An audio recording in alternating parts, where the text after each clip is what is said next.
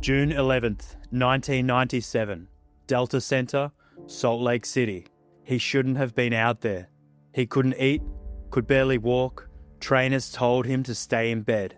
His teammates were getting dressed for Game 5. Michael Jordan? He was curled up on the hotel floor, shaking. The Bulls were slipping. They dropped 2 straight games in Utah, and the series was tied 2-2. The Jazz were undefeated at home all playoffs, and the greatest player in the world was at his weakest. But somehow, he showed up, and what followed became legend. Jordan on the move, baseline left. Oh, no! Jordan, crossover. This wasn't just a game, it was a war of willpower. And if you've never seen a man drag his soul across the finish line, strap in. Because tonight, the flu wasn't the only thing that didn't stand a chance. So let's rewind and watch a man hunt down respect like it owed him money.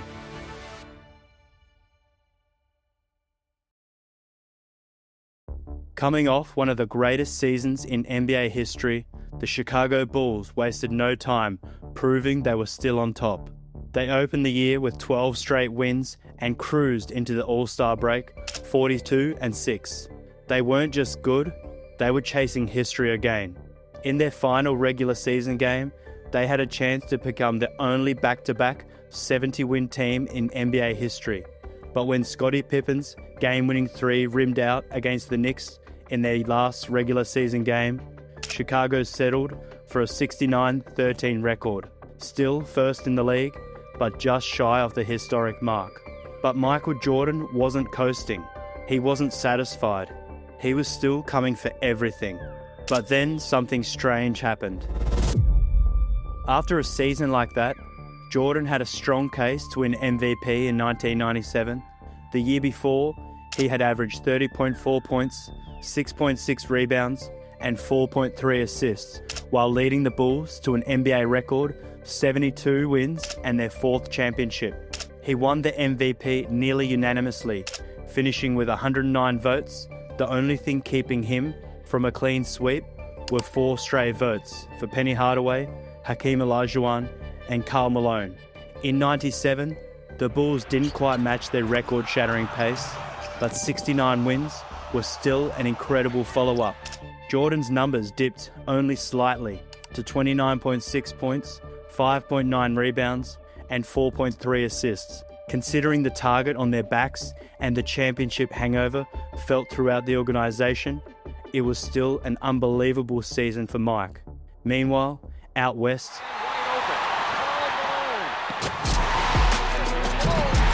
to the mailman, fake a 3, drive to the alley, hammered up, the mailman delivers. Karl Malone was having the year of his life. After years of falling short, he finally pushed the Jazz to the top of the conference standings with a 64-18 record. And when the MVP votes came in, Malone edged Jordan by just 29 votes, the second closest margin in league history. Jordan had the scoring title, he had the wins, he had the case, but for some people, it wasn't enough. And in Chicago, some people felt like it had less to do with Malone's brilliance and more to do with voters simply being tired of giving the award to Jordan. The Bulls head coach, Phil Jackson, wasn't afraid to say it out loud. We won 69 games this year, mostly on the energy of Michael and Scottie Pippen, Jackson told the Chicago Tribune. We had mishaps with Dennis Rodman and Luke Longley, so we were not together as a unit the whole year. Karl played with that unit the whole season, and they had no injuries. He did his job, there's no doubt about it. But for the excess weight that was put on our team, and still to win 69 games, there's no earthly explanation, except that Michael won it so many times, and this year may be Malone's opportunity. Malone himself even seemed to sense the whispers around his MVP. After receiving the award, he couldn't resist poking the bear. I thank Michael for letting me borrow it for 1 year. Oh, he probably shouldn't have said that. Publicly, Jordan played it cool. He congratulated Malone, downplayed the snub, and reminded people that being in the conversation year after year was already an honour. Because of the opinion of others, they choose to give it to a guy that's been in the league as long and consistent as I was, Jordan said at the time. But decades later, Jordan's The Last Dance documentary revealed the truth. That MVP race lit the fire. Malone's trophy became one of MJ's signature, and I took that personally moments. I'm not saying he wasn't deserving of it. All I'm saying is that fueled the fire in me and say, okay, you think he's the MVP? Okay, fine, no problem.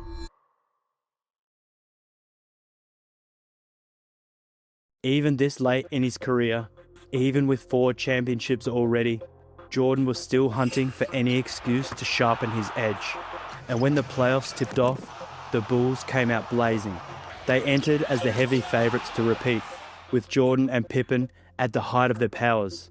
After sweeping Washington in the first round, they drew the 4-seeded Atlanta Hawks, a team led by Steve Smith, Christian Laettner, Mookie Blaylock, and Dikembe Mutombo.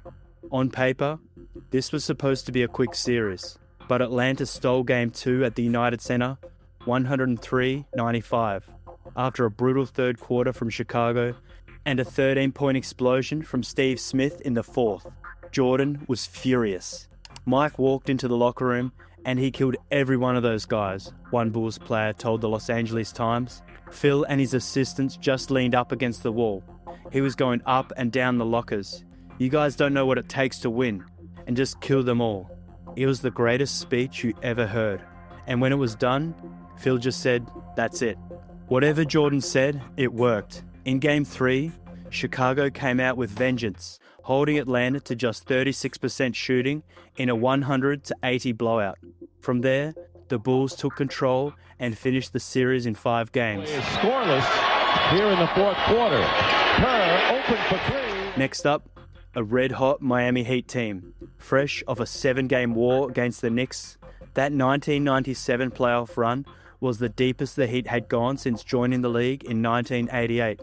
It felt like a major breakthrough for Miami, especially with the legendary Pat Riley calling the shots. On paper, the Eastern Conference Finals looked like it could be explosive, but that was only possible if the stars from both sides showed up every single night. For Miami, that didn't happen. Alonzo Mourning and Tim Hardaway were supposed to lead the charge, but the Bulls figured them out almost immediately. Chicago's defense locked in, and before the Heat knew it, they were staring at a 3-0 deficit. Mourning, in particular, looked shaken. In Game 3, he finished with just 12 points and 9 rebounds. And even worse, he turned the ball over 9 times. That opened the door for Hardaway to step up, but instead, he got swallowed up by Chicago's defense. The 6-foot guard ended up with only 6 points, 4 rebounds, and 5 turnovers of his own. Michael Jordan summed it up best. We've made a concentrated effort not to let him get in rhythm like he did against New York. Ron Harper's doing a great job, physically just banging him. We've closed the lanes and made sure he didn't have any outlets to throw to. There was never any doubt about Mourning's physical gifts, but against Chicago, the real issue wasn't his body, it was his mind. Without mental toughness, pure strength and athleticism only carried him so far. And that's where Dennis Rodman came in. Rodman was shorter than Mourning by 2 or 3 inches, but the Worm was a master at psychological warfare. He loved nothing more than crawling into an opponent's head and breaking them down from the inside. Even Jordan called Mourning out for losing his composure, pointing to how Rodman's relentless antics threw Zoe completely off his game. The Heat managed to salvage 1 win in Game 4. Mourning posted 18 points and 14 rebounds, while Hardaway led the way with 25. But asking Miami to win 4 straight games against a locked-in Bulls team was impossible. Sure enough, Chicago closed it out in Game 5 and punched their ticket to a 2nd straight NBA Finals. That wasn't a playoff run, it was a slow execution. Jordan carved through the East with surgical precision, but the real war was waiting in the West.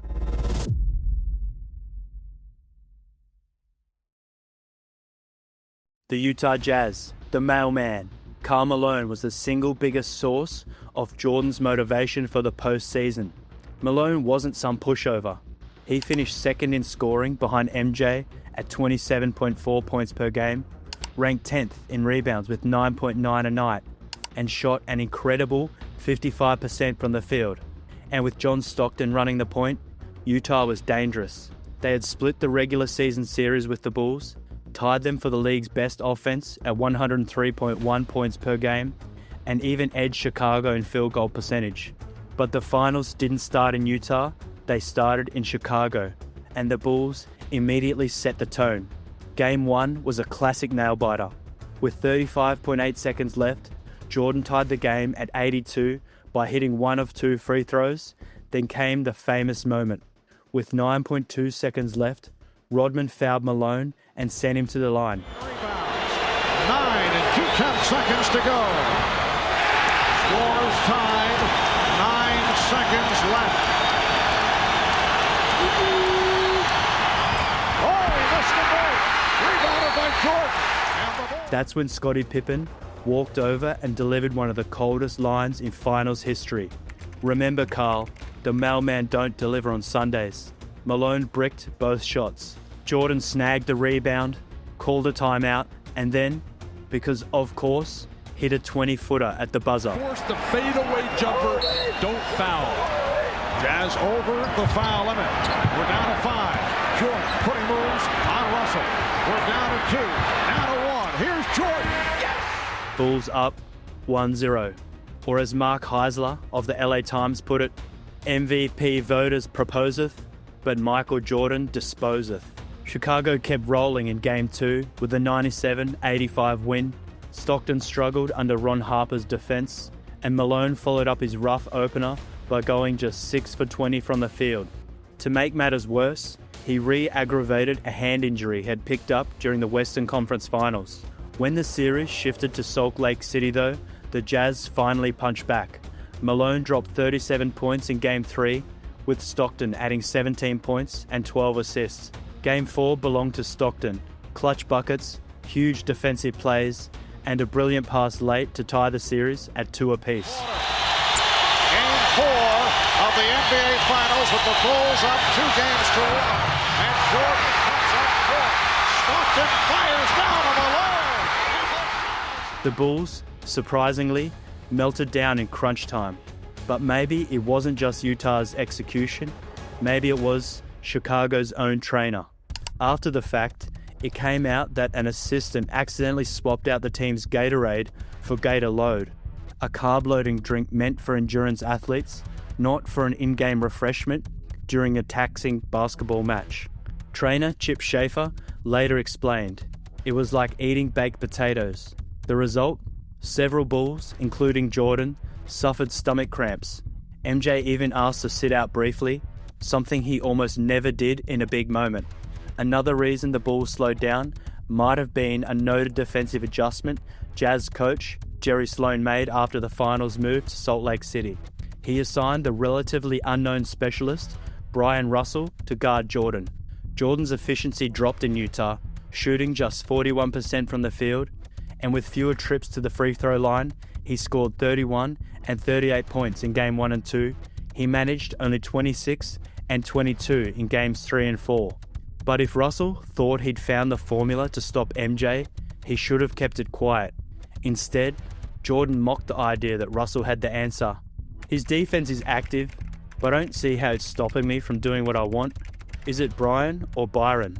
Russell fired back. I can get him back. Is it Michael or Michelle? Ouch. Talk about poking the bull. And if there's one thing everyone knew, it was that Jordan could take even the smallest slight and turn it into a bonfire. Good thing too, because the finals tied, the Jazz surging, and Jordan running out of help, the Bulls needed every ounce of fuel he could find. And then came the night MJ should never have played.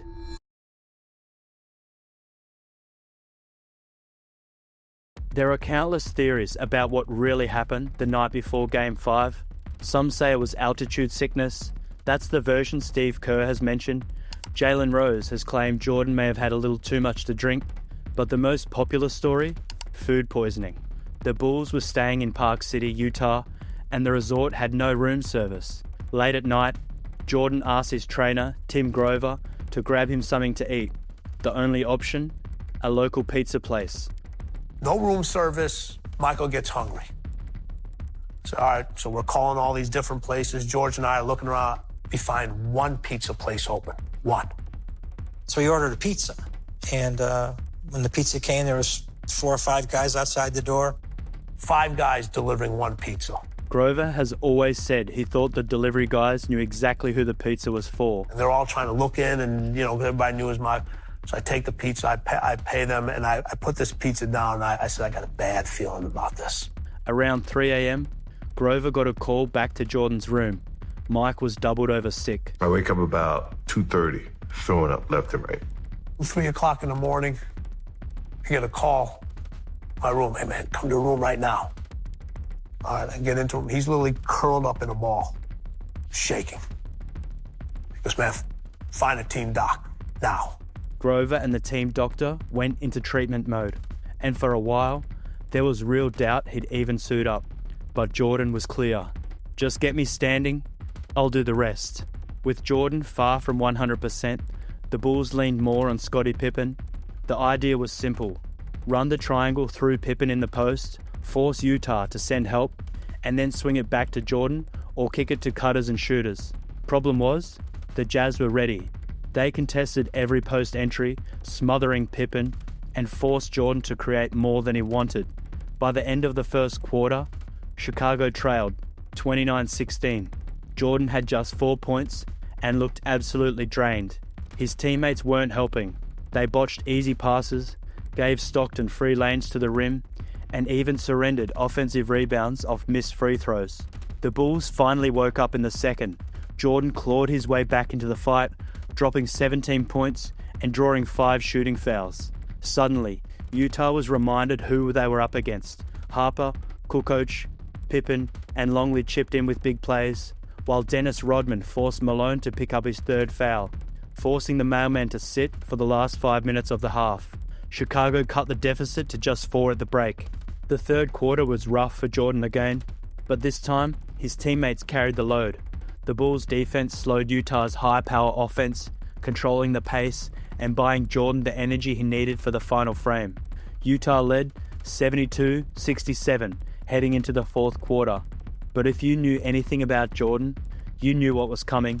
Right on cue, he opened the fourth with 7 points in 2 minutes and assisted Kukoc on a transition 3.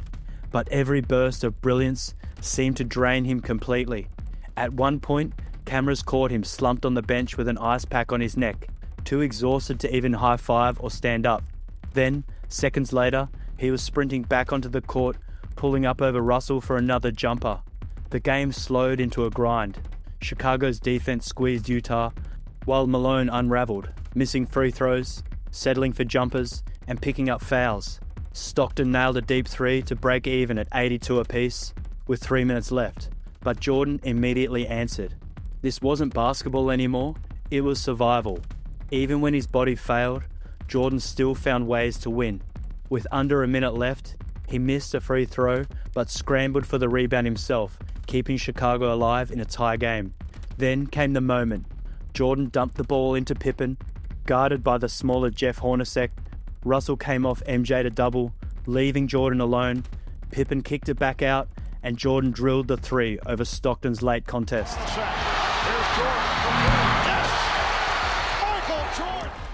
Malone could only stand under the rim and watch as the ball went through the net. The mailman was rattled. On the Jazz's next defensive stand, with Utah down 1 and just 14 seconds left, he either forgot to foul or froze, and the Jazz lost their chance to stay in the game. Even Bill Walton, calling the game, couldn't believe it. Jordan could barely stand, but he stood taller than anyone else. The reigning MVP, watching. The world, stunned. Jordan had just given them another reason to never doubt him again. He finished with 38 points, 7 rebounds, 5 assists, 3 steals, and a block. One of the most legendary finals performances ever. People compare it to Magic's rookie masterpiece in 1980, or LeBron's Game 6 in 2016. The difference? Jordan did it in 44 minutes of grueling game action while barely able to walk. Scottie Pippen summed it up best after the game. The effort that he gave us today was unbelievable. We really appreciate the way he stepped up and showed his leadership for our ball club.